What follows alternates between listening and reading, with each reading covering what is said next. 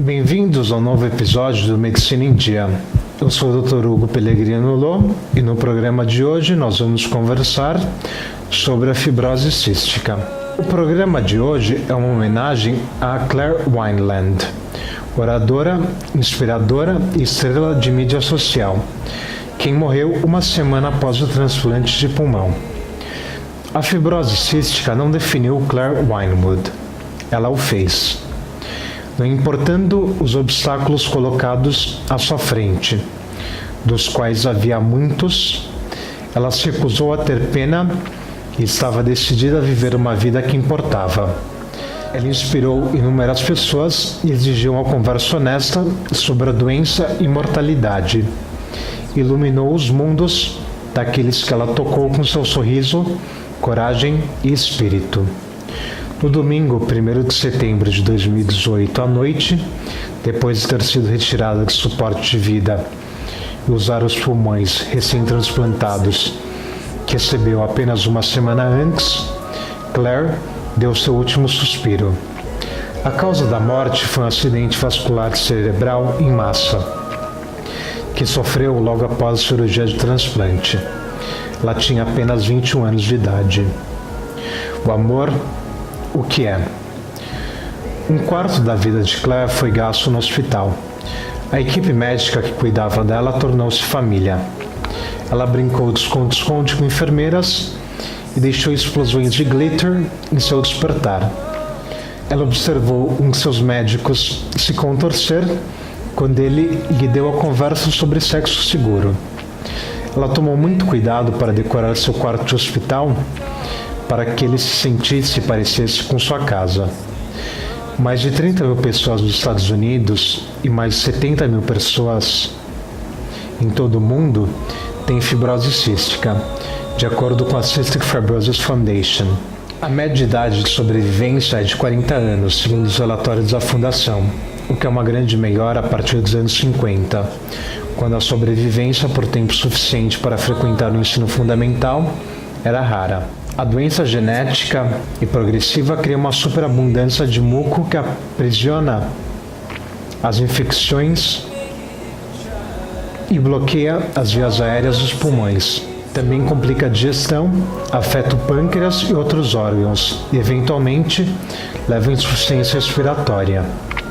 Não há cura, mas tratamentos respiratórios obedientes que consomem horas, todos os dias, podem ajudar com que os sintomas e complicações. Um transplante de pulmão duplo, quando bem sucedido, pode acrescentar anos de vida a um paciente. Os pais de Claire aprenderam a confiar em sua filha, independente e de sua força de vontade. Quando se tratava de seus cuidados, ela conhecia melhor seu corpo, o que funcionava para ela, o que não e quanto ela estava disposta a ir. Então, quando ela se tornou um adulto legal e disse a eles que não tinha intenção de fazer um transplante de pulmão duplo, eles tiveram que aceitar sua decisão, mesmo que isso os incomodasse. Eu tinha que ser honesta, ela explicou uma vez. Não é para mim e nunca foi. Uma mudança de opinião. Claire levou a vida e sua saúde a sério, mas ela não se levou muito a sério. Uma vez escapou do hospital para assistir a um comício de Bernie Sanders.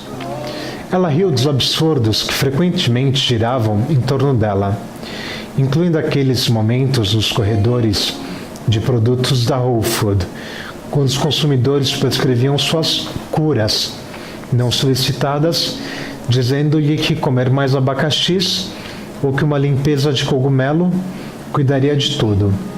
O maior desejo de Claire Wineland, disse sua mãe, é que sua fundação continuará viva, mesmo em sua ausência. Ela viajou, atendeu pedidos de palestras e colocou energia em sua fundação, que ela montou aos 13 anos, depois de sair de um coma induzido por 16 dias. Em uma palestra do TEDx que ela deu no ano passado, Claire fez questão de dizer como a fibrose cística ajudou a dar a ela uma qualidade de vida. A vida não é apenas sobre ser feliz, Não é sobre como você se sente de segundo para segundo, disse Ellie. É sobre o que você está fazendo, sobre sua vida, e se você pode encontrar um profundo orgulho de quem você é, do que você tem dado. Claire teve uma mudança de opinião sobre transplante no início deste ano, provocado por um declínio acentuado em sua saúde, que roubou a energia e capacidade de fazer o que lhe deu energia e propósito. Ela não terminou de contribuir. Foi um desenvolvimento bem-vindo, embora aterrorizante, para aqueles que a amavam. Para entrar na lista de novos pulmões, ela precisava estar doente o suficiente para precisar deles, mas forte o suficiente para suportar a cirurgia e a recuperação. Algumas pessoas temiam que ela esperasse demais e não tivesse a chance de continuar vivendo, mas Claire assumiu o processo de avaliação para entrar na lista com foco em laser. Ela participou de uma reunião educacional no Centro de Transplantes da Universidade da Califórnia, em San Diego, e fez diligentemente anotações. Revelada em seu tornozelo esquerdo estava uma tatuagem. O logotipo "Não entre em pânico", do Guia do Mochileiro das Galáxias. Ele escutou os riscos e a longa lista de efeitos colaterais e emergiu imperturbável. "Nada disso me assustou", disse Claire depois. "Agora que estou olhando para isso como algo que tenho que fazer, estou disposta a lidar com qualquer coisa." A cirurgia de 9 horas correu bem. A mãe relatou que os pulmões estavam funcionando muito bem. Mas não muito tempo depois da cirurgia bem-sucedida, a esperança se transformou em medo. Claire sofreu um derrame quando um coágulo sanguíneo cortou o fluxo sanguíneo para o lado direito do cérebro. Ela nunca saiu de seu coma induzido. Apesar das cirurgias de emergência e do que sua mãe descreveu como esforços hercúleos para tentar salvá-la, a filha que ela conhecia se foi. Dada a gravidade do derrame e a diretiva antecipada de Claire, ficou clara que era hora de deixá-la ir. Ela faleceu em paz, com seus pais ao seu lado. Menos de 3% dos receptores de transplante de pulmão têm um acidente vascular cerebral entre a cirurgia e a alta hospitalar, de acordo com a Rede Unida para Compartilhamento de Órgãos, que opera o sistema de transplantes de órgãos dos Estados Unidos. Claire, que entendia a importância de doação de órgãos, era uma doadora. Na segunda-feira à tarde, sua mãe recebeu a notícia de que Claire já havia feito a diferença. Claire conseguiu salvar a vida de 2 pessoas. Seu rim direito foi transplantado para uma mulher de 44 anos em San Diego, e seu rim esquerdo foi transplantado para um homem de 55 anos no norte da Califórnia. Além disso, as córneas e tecidos que Claire recuperada, e ela poderá melhorar a vida de até 50 pessoas, escreveu um especialista em serviços familiares. "O presente de Claire é enorme. Quero que sua família saiba que sua filha é uma heroína. A família pretende honrar sua memória continuando a avançar a Fundação Claire's Place, que ela estabeleceu para apoiar financeiramente outras pessoas afetadas por sua doença ao longo da vida. A fibrose cística é um distúrbio genético que afeta principalmente os pulmões, mas também o pâncreas, fígado, rins e intestino. Problemas de longo prazo incluem dificuldade para respirar e tossir muco como resultado de infecções pulmonares frequentes. Outros sinais e sintomas podem incluir infecções sinusais, crescimento deficiente, fezes gordurosas, bacteamento dos dedos das mãos e dos pés, e infertilidade na maioria dos homens. Pessoas diferentes podem ter diferentes graus de sintomas. A fibrose cística é herdada de maneira autossômica recessiva. É causada pela presença de mutação em ambas as cópias do gene da proteína reguladora da condutância transmembrana da fibrose cística. Aqueles com uma única cópia são portadores e, na maior parte, pessoas normais. A condutância transmembrana da fibrose cística está envolvida na produção de suor, fluidos digestivos e muco. Quando ela não é funcional, as secreções, que geralmente são finas, tornam-se espessas. A condição é diagnosticada por um teste de suor e teste genético. O rastreamento de bebês ao nascer ocorre em algumas áreas do mundo. Não há cura conhecida para a fibrose cística. As infecções pulmonares são tratadas com antibióticos que podem ser administrados por via intravenosa, inalatória ou pela boca. Às vezes o antibiótico azitromicina é usado em longo prazo. Solução salina hipertônica inalada e salbutamol também podem ser úteis. O transplante pulmonar pode ser uma opção se a função pulmonar continuar a piorar. A reposição enzimática pancreática e a suplementação vitamínica lipossolúvel são importantes especialmente nos jovens. As técnicas de desobstrução das vias aéreas, como a fisioterapia respiratória, têm algum benefício a curto prazo, mas os efeitos a longo prazo não são claros. A expectativa média de vida é entre 42 e 50 anos no mundo desenvolvido. Os problemas pulmonares são responsáveis pela morte de 80% das pessoas com fibrose cística. A fibrose cística é mais comum entre pessoas de ascendência do norte da Europa e afeta cerca de 1 em cada 3.000 recém-nascidos. Cerca de 1 em cada 25 pessoas é portadora. É menos comum em africanos e asiáticos. Foi reconhecida pela primeira vez como uma doença específica por Dorothy Anderson, em 1938, com descrições que se encaixam da condição ocorrendo pelo menos em 1595.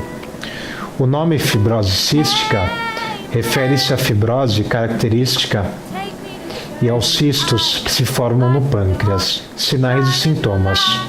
Os principais sinais e sintomas da fibrose cística são a pele com sabor salgado, o crescimento deficiente e o baixo ganho de peso, apesar da ingestão normal de alimentos, do acúmulo de muco grosso e pegajoso, de infecções torácicas frequentes e de tosse ou falta de ar. Os homens podem ser inférteis devido à ausência congênita do ducto deferente. Os sintomas geralmente aparecem na infância, como a obstrução intestinal causada por ilho meconial em recém-nascidos. Conforme as crianças crescem, elas se exercitam para liberar muco nos alvéolos.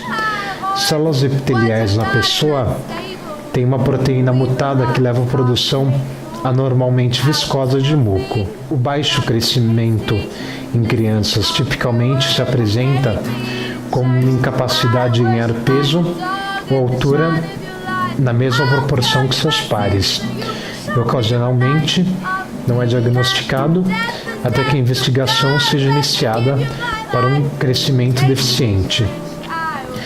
As causas de falha de crescimento são multifatoriais e incluem infecção pulmonar crônica, má absorção de nutrientes através do trato gastrointestinal e aumento da demanda metabólica devido à doença crônica.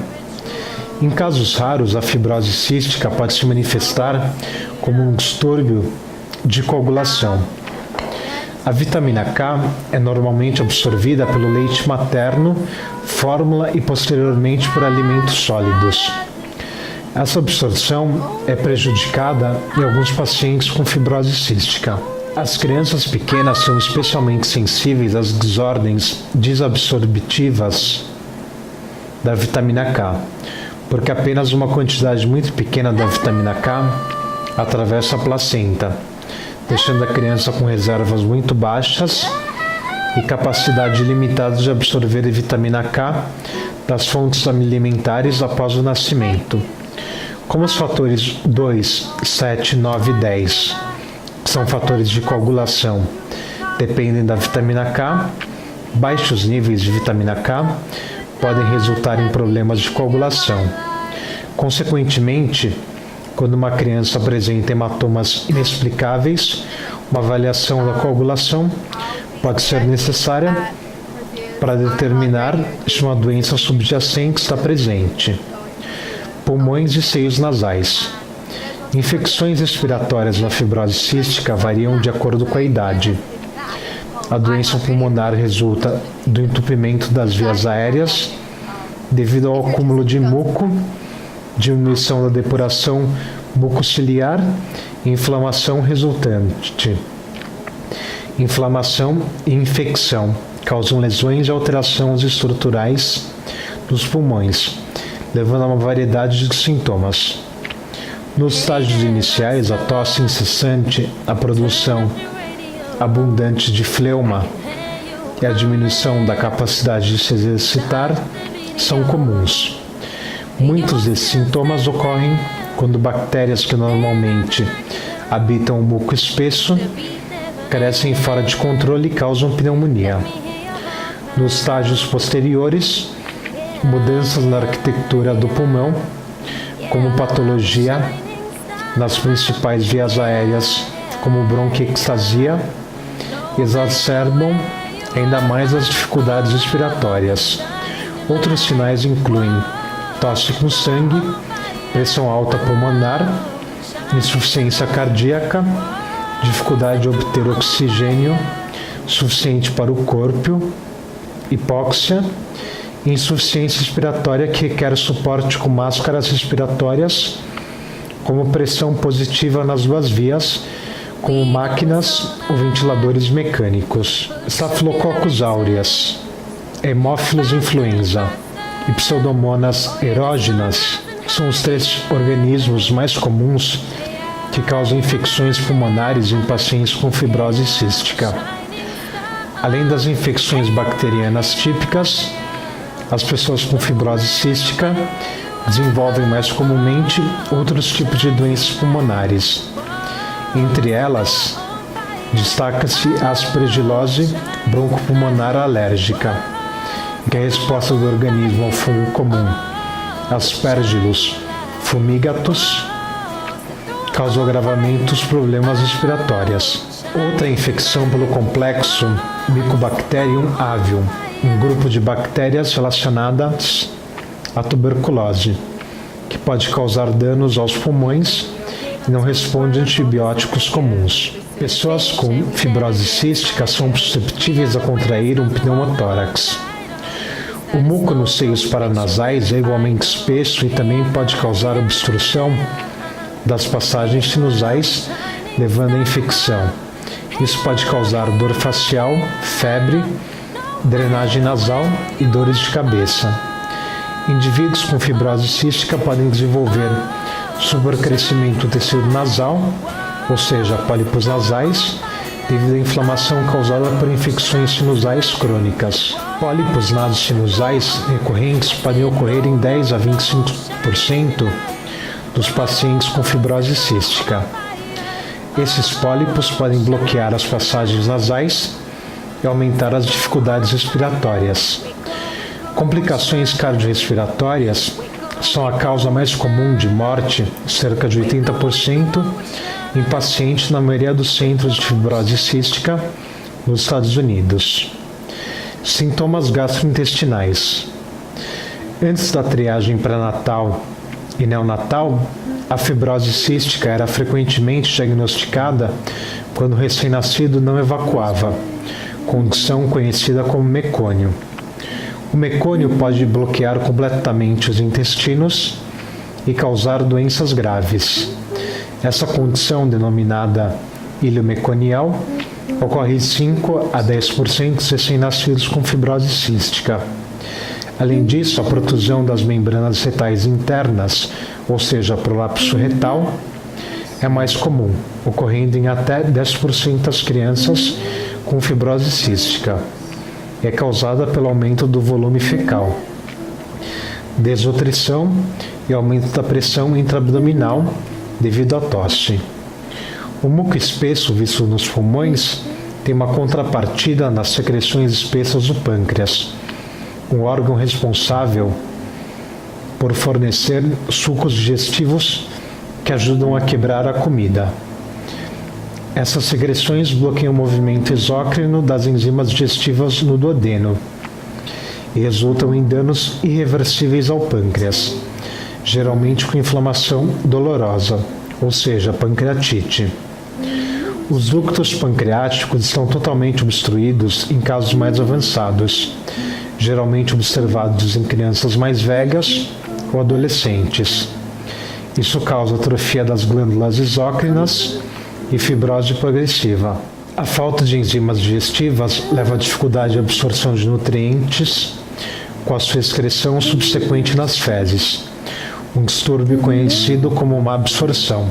A má absorção leva à desnutrição e ao crescimento e desenvolvimento deficiente por causa da perda de calorias. A hipoproteinemia resultante pode ser grave o suficiente para causar edema generalizado. Indivíduos com fibrose cística também têm dificuldade em absorver as vitaminas lipossolúveis A, D, E e K. Além dos problemas de pâncreas, as pessoas com fibrose cística apresentam mais azia, bloqueio intestinal e constipação. Indivíduos mais velhos com fibrose cística podem desenvolver a síndrome de obstrução intestinal distal, quando as fezes espessadas causam bloqueio intestinal. Secreções espessadas também podem causar problemas hepáticos em pacientes com fibrose cística. Bile secretada pelo fígado para ajudar na digestão pode bloquear os ductos biliares, levando a danos do fígado. Com o tempo, isso pode levar a cicatrizes de nódulos. O fígado não consegue livrar o sangue de toxinas e não produz proteínas importantes, como as responsáveis pela coagulação do sangue. A doença hepática é a terceira causa mais comum de morte associada à fibrose cística. Sintomas endócrinos. O pâncreas contém as ilhotas de Langerhans, responsáveis pela produção de insulina, o hormônio que ajuda a regular a glicose no sangue. Danos no pâncreas podem levar à perda das células das ilhotas, levando a um tipo de diabetes exclusivo daqueles com a doença. Esse diabetes relacionado à fibrose cística compartilha características que podem ser encontradas em diabetes tipo 1 e tipo 2. É uma das principais complicações não pulmonares da fibrose cística. A vitamina D está envolvida na regulação do cálcio e fosfato.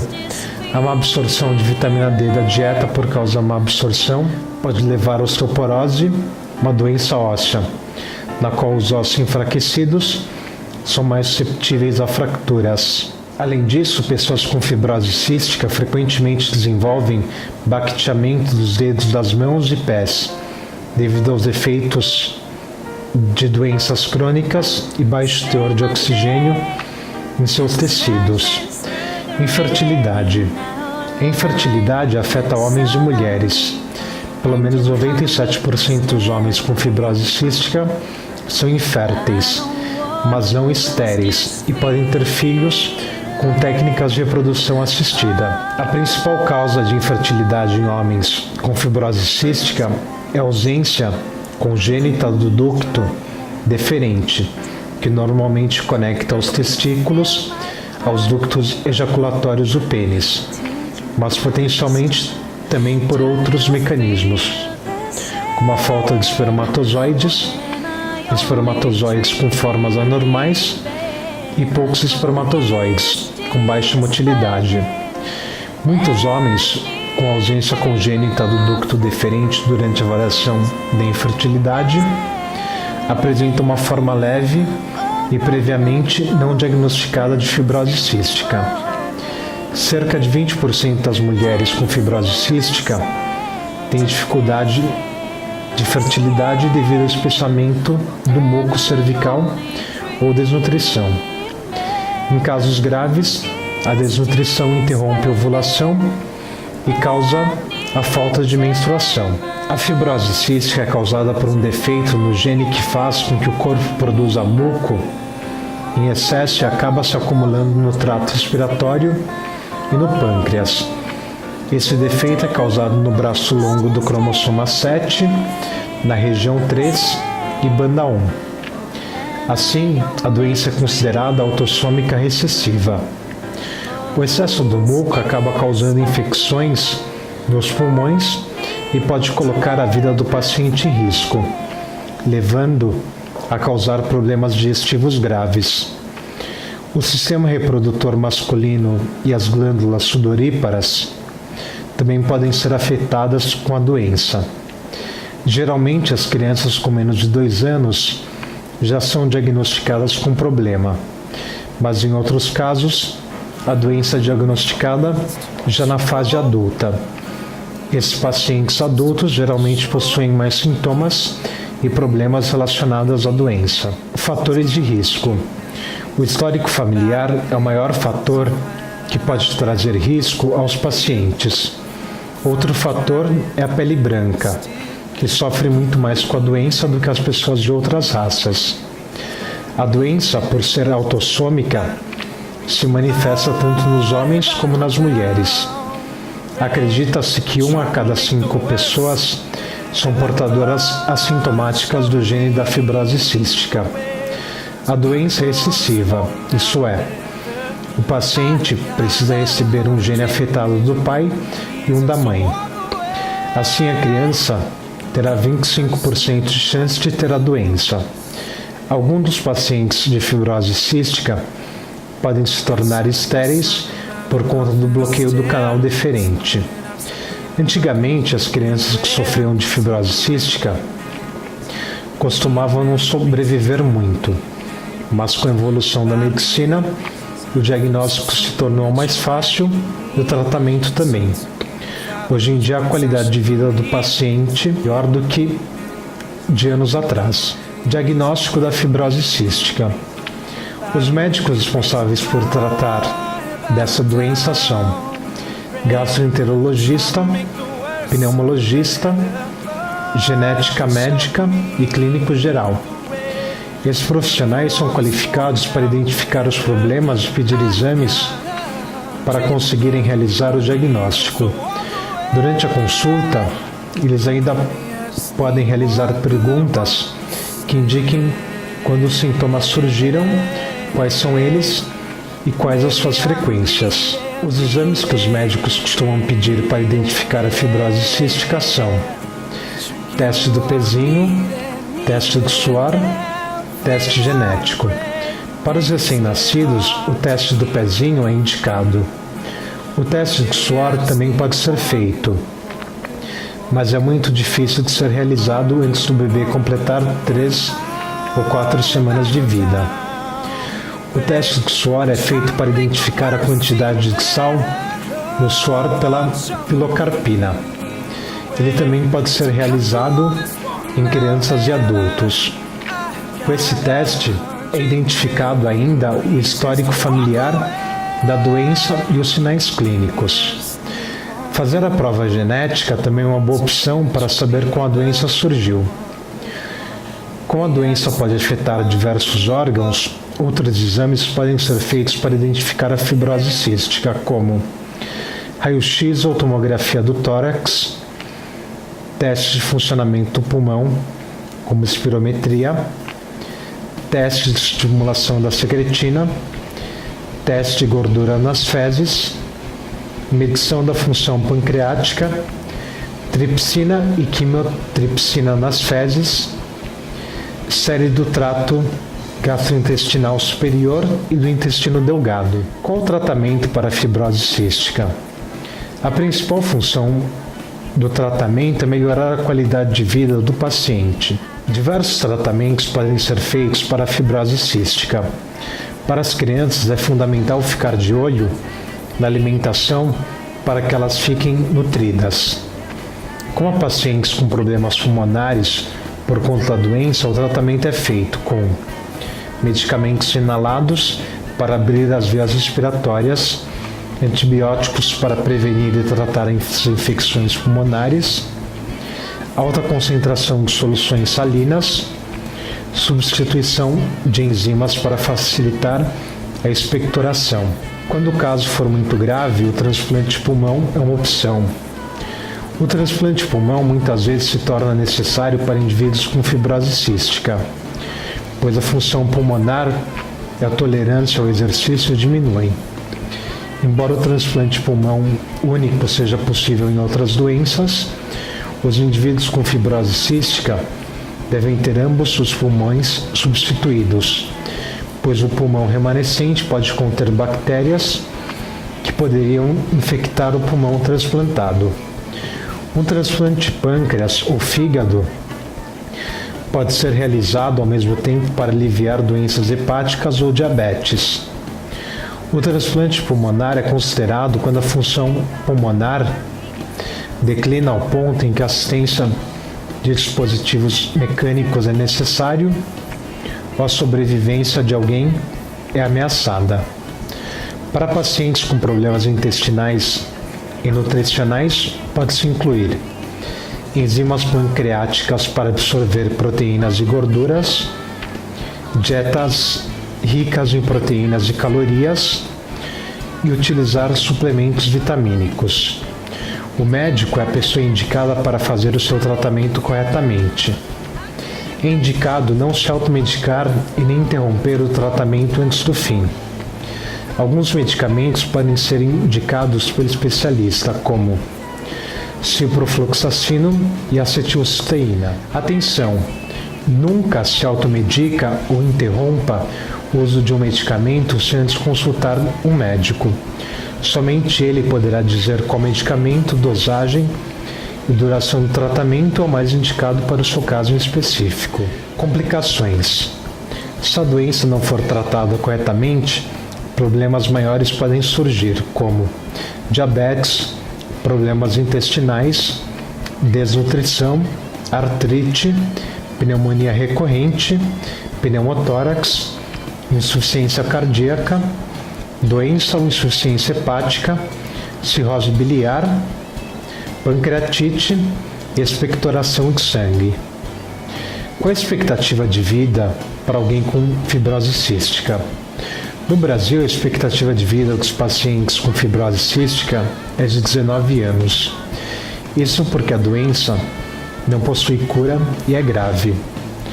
Convivendo com a doença. Apesar da doença não ter cura, o tratamento ajuda a melhorar a qualidade de vida. Além disso, alguns cuidados podem ser tomados para que ela seja mais eficaz e a recuperação seja mais ágil.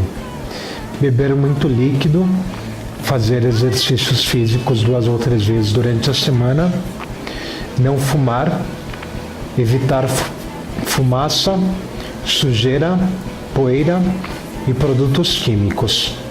Limpar ou retirar o muco e secreções das vias respiratórias. Crianças. É difícil que os pequenos aceitem a doença, pois eles têm que realizar uma série de atividades diferentes das outras crianças, como, por exemplo, ficar internados no hospital em algumas situações que podem causar medo. As crianças, ao frequentarem a escola, podem sofrer certo preconceito dos colegas de classe, pois eles são mais debilitados e muitas vezes necessitam de medicamentos durante as aulas, bem como realizar atividades respiratórias. Nesses casos, os pais devem manter uma relação aberta com a criança, ensinando que é preciso realizar todos os tratamentos necessários para que ela tenha uma qualidade de vida boa. Quanto ao hospital, se for conversado com o médico, pode ser que os pais possam ficar mais tempo com a criança a fim de passar a sensação de segurança. Muitos são os pais que se sentem culpados pelas crianças possuírem a doença, mas isso não pode ocorrer, porque não tem como imaginar que eles causariam a doença ao filho. Se houver outras crianças na família além do paciente, é necessário distribuir amor e carinho igual a todos para que não haja conflitos e crises de ciúme dentro da casa. Prevenção. Infelizmente, não existe prevenção, visto que na maioria dos casos a doença é genética. O que pode ser feito é seguir as recomendações dadas acima para que o paciente viva melhor. A fibrose cística é uma doença não muito divulgada, apesar de ser perigosa à saúde. Tratar o problema assim que for diagnosticado é fundamental para garantir que o paciente consiga ter boas condições para viver. Obrigado por assistir ao programa de hoje. Eu sou o Dr. Hugo Pellegrino Lô. Para mais informações, peço que entre em contato comigo através de meu e-mail hugo.loh@gmail.com. Até o próximo programa.